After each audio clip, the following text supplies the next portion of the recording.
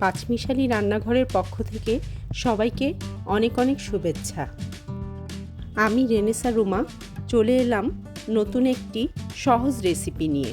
আজ আমি আপনাদেরকে দেখাবো সামান্য কিছু মশলা দিয়ে কিভাবে মজা করে ইলিশ মাছ রান্না করা যায়।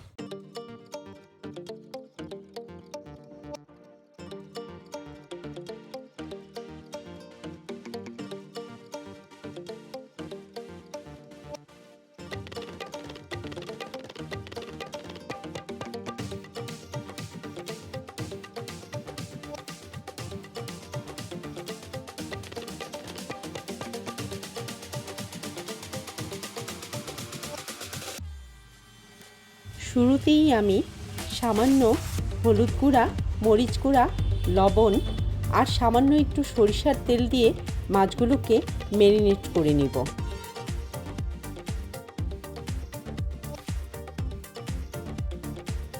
মাছগুলো ভালো মতো ম্যারিনেট করা হয়ে গেলে 10 মিনিট অপেক্ষা করব।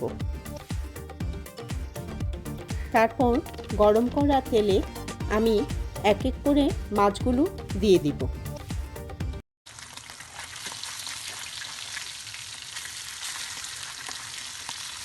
মাছগুলোকে এপাশ ওপাশ কড়া করে ভেজে নিব।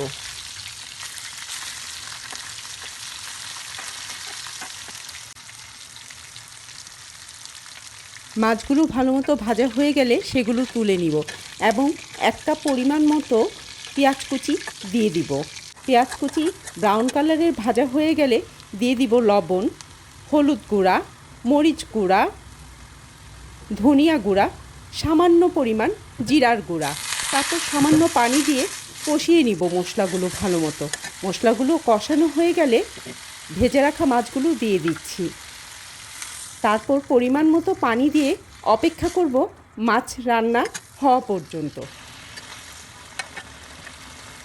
মাছ রান্না হয়ে গেলে আমি ধনিয়া পাতা আর আস্ত কাঁচামরিচ দিয়ে গার্নিশ করে নিব। দেখতেই পাচ্ছেন লোভনীয় ইলিশ তৈরি হয়ে গেল। ধন্যবাদ সবাইকে, সাথে থাকবেন। আল্লাহ হাফেজ।